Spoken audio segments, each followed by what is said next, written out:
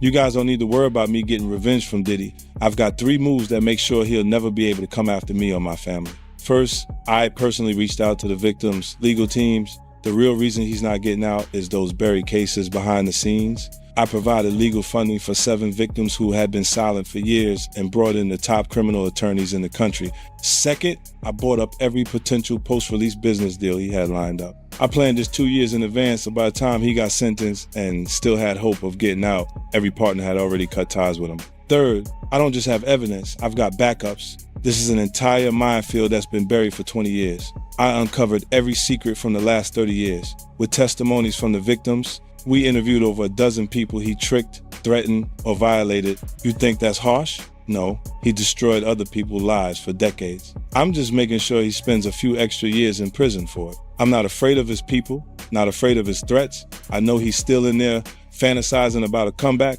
but the truth is, he's never coming back. What we're in right now, it's really hard for y'all to discern what's real and what's true, you know? And I've been seeing y'all memes and stuff. People be making memes. I see the memes. I see them now. Some of that stuff is funny. Some of it's funny. But I haven't addressed any of this publicly, but I just want to say this very clearly. I don't have to do with Puffy, so y'all can stop all them memes.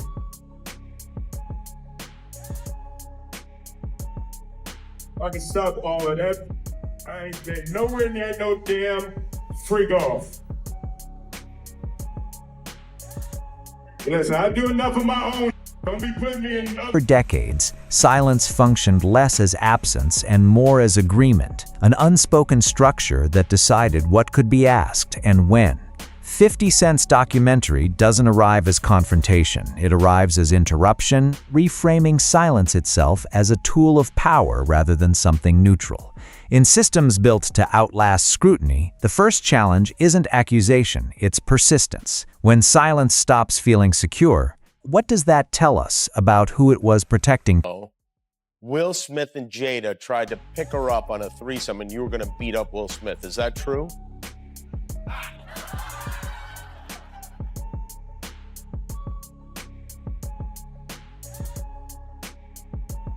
You really heard that? No. Yeah, I watched it on the internet. You're telling me I can't believe everything I read? What? I don't know what you're talking about.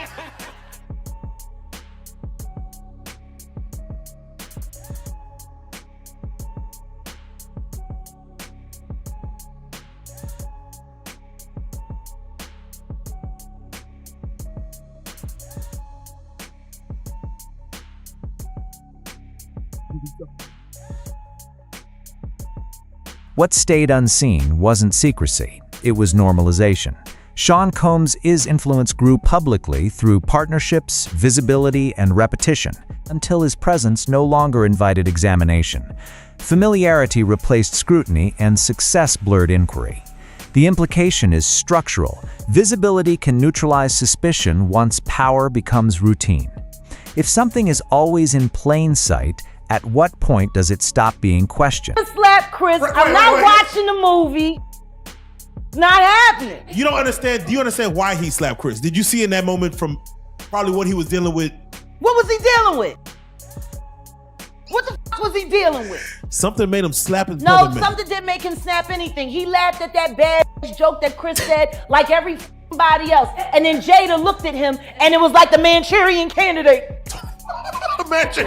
Now, I have to ask before we get out because I don't want to forget it. Your earrings just reminded me of Black Power, Black Excellence, and I just need your take on it because Emancipation comes out in 1 hour. Came out December 9th, which is today's the 9th, right? That's such a fucking below the belt fucking question. No, but I just got It's the only below the belt question that you asked because you already know what's gonna happen. Don't front. We've been down there. Fuck Will Smith. No, wait. He can kiss my ass. Wait. He should have never slapped Chris. I'm not watching the movie. Damn it. It's not happening. You don't understand. Do you understand why he slapped Chris? Did you see in that moment from probably what he was dealing with? What was he dealing with? Shit, I don't know. What the fuck was he dealing with? Something made him slap his brother. No, something didn't make him snap anything. He laughed at that badass joke that Chris said like every fucking body else. And then Jada looked at him and it was like the Manchurian Candidate. Not the Manchurian. Not the Manchurian. God damn it.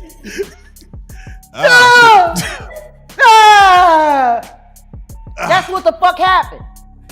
I thought there's a legion of women who said, I'm glad for Will fighting for his woman. Yeah, because they still want to believe that that sham of a fucking marriage is real. Oh, there you go. He ain't never gonna be Tupac, and she proved it when she fucked August Alsina. Ooh, man. Yeah. They're both bisexual. They do weird things in their house, and young men have left their house fucking screaming to get away from them in their mentorship. Meek Mills. Power in entertainment rarely announces itself. It moves through access.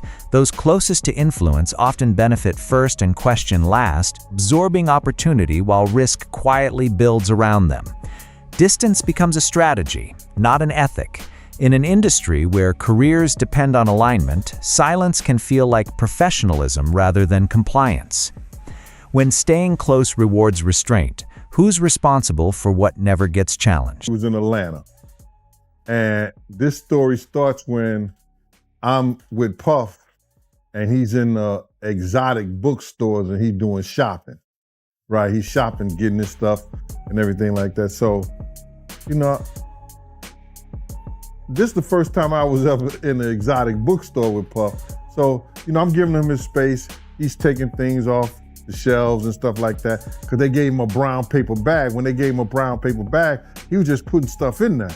So I said, damn, you know, he got to go put it on the counter and, you know, show everybody what he's getting. So as he's going, I'm just looking at the places where he's picking stuff from. So there's one part he picked up some things from up here on my left side. And then he picked like quite a few of them down. I was like, okay. He put them in the bag. So when I went by there and I looked up there and it said butt plugs. And I was like, hey, yo, I was messing with him. Because people don't understand, you know, we was like friends. He was a part of the same gang. So I'm still gonna tease him. I'm still gonna mess with him and everything like that. I could do that. It wasn't just no security thing. So I said, yo, what are you getting this for? And it said butt plugs. And he was like, yo, can I do my shopping by myself? I said, yeah, you could do it by yourself, brother. And he started walking and everything like that. When he got I just waited at the counter. When he got to the counter, he didn't even have to show the guy nothing. He just gave the guy a wad of money. I mean, like he gave the guy a stack something like this. And Puff wasn't the dude that carried no 20s and no 50s and nothing like that.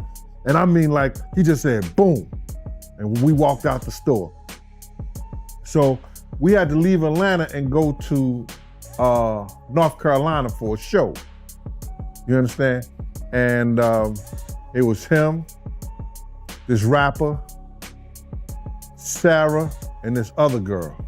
We all got on a G5 jet, and we flew to G4 jet, and we flew to North Carolina. So Will Smith's public distancing marks a subtle but meaningful shift from private discretion to public boundary setting. The gesture itself is measured without escalation, but timing reshapes intent. When separation follows a spike in scrutiny, it becomes part of the record, not something outside it. Does integrity come down to the action itself or to when that action finally happens?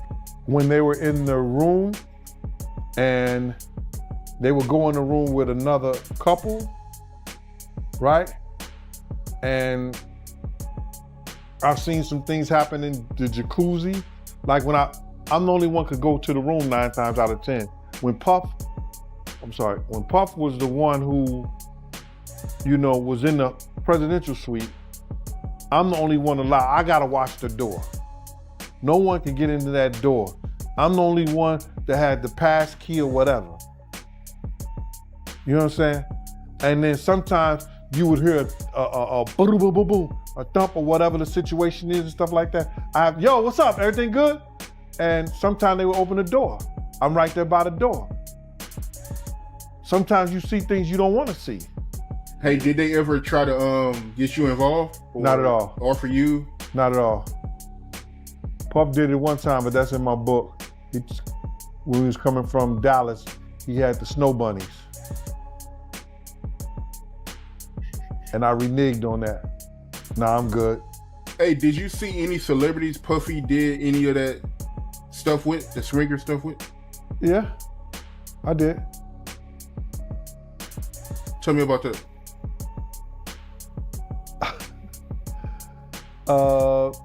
I think I told you about that.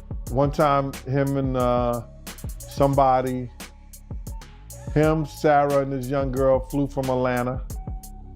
And they, and flying from Atlanta, we had this artist with us, right? And we were staying in the presidential suite at the hotel. And this particular artist and Puff, they told me, don't let nobody come in the room. So I said, all right, cool. So I propped my chair by the room door. Doesn't accuse, it organizes. By lining up timelines, patterns, and omissions, this project turns scattered speculation into sustained attention. The shift is procedural, not emotional, moving the conversation from rumor to record without handing down verdicts. Documentation challenges an industry built on short memory. When stories stop fading, who gets to control how they're the movie Emancipation, how the fuck you gonna play in a movie called Emancipation and you can't emancipate yourself? Ooh. Bars. Cause you trapped in a hole. My nigga, you trapped in a hole. This bitch clowning you day after day after day after day. And once again, I hate saying these things because their children are dope. But Jaden's kind of MIA. And considering that he emancipated from their household at 16 and refused to come back, even to do family interviews. You know? Yeah. Willow's just kind of, she's dope. Too much shit happened in that fucking house. Too much shit happened in that fucking house. And meanwhile, I go to jail for defending my child and these niggas don't even get a CPS fucking visit for the kind of shit they kids see. You know? There you go. So yeah, I'll watch the movie when, I'll watch Emancipation when he emancipates himself from the hell that he lives in, that he tries to call marriage with that woman who still wished Tupac was alive. Scrutiny exposes imbalance. Some figures face consequences immediately, while others stay buffered by legacy, alliances, or sheer economic weight. The renewed attention on Diddy alongside the more peripheral focus on Will Smith shows how accountability doesn't activate evenly. That's not coincidence, it's structure. If consequence depends on position rather than conduct, can accountability ever really be impartial? But enjoy the film, buy lots of popcorn. I ain't supporting shit he fucking do. He's a bad representation for black men. He is literally the epitome of a ballless man. I'm sick and tired of people making our black men look weak. I'm sick and tired of that shit because I don't know no nigga that would put up with the shit that bitch done put him through. Now you could justify staying because you ain't want to cut up the money because she would have got the child support and the alimony, but the kids is grown. So if you staying now, it's either because you being blackmailed to stay or you too lazy to go. He housebroken. That don't fit right for a Philly nigga. But he did grow up in Overbrook though. He didn't technically grow up in West Philly. That was Jazzy Jeff's life he was writing about. He lived over there, not far from where Kobe Bryant grew up. That's the other side of City Avenue. He came up Overbrook, so they had big houses and he wasn't at the playground get beat up. That was Jazzy. Silence is often rewarded. Stability, access, and longevity all favor restraint, while disruption comes with real professional and social cost. The documentary lays out how silence becomes transactional. So I'm gonna get into this Diddy documentary that's been going on, man. It's still #1 as far as I know, man. I mean, I don't know how many millions of times this thing has been streamed, but this thing it's kind of crazy how big this thing actually is, because us that's been following for a really long time, you know, kind of heard a lot of the stuff, man, but people are still going crazy for it, man. So what was your first reaction when you first seen it? When I first seen it, I said, damn, they stole my whole damn idea. You understand? Because I was talking to the producers, and before I talked to the executive director, and the producers knew, I was telling them what I was bringing to the table. Because I was trying to get a deal for me, Kirk, and Tim all together.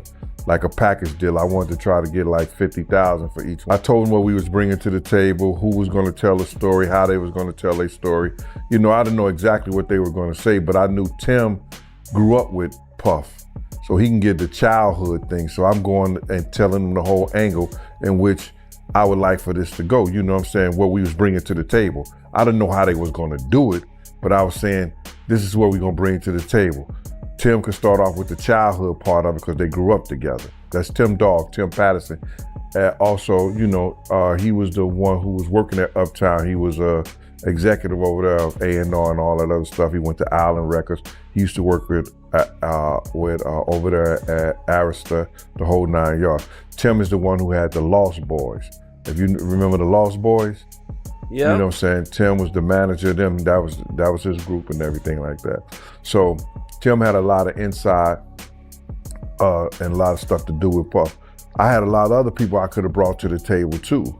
Eddie F, who taught Puff how to work the board and everything like that. Just Eddie F, Heavy D, and the boys DJ. I was gonna try to get Eddie and some other people like that. But it fell through because the lady was telling me what somebody else didn't give me or what somebody else didn't pay me, and she was being disrespectful. You know what I'm saying? I thought she was a white lady. I'm finding out she's a sister. The entertainment cycle privileges novelty over persistence. Stories surface briefly, then dissolve beneath newer narratives.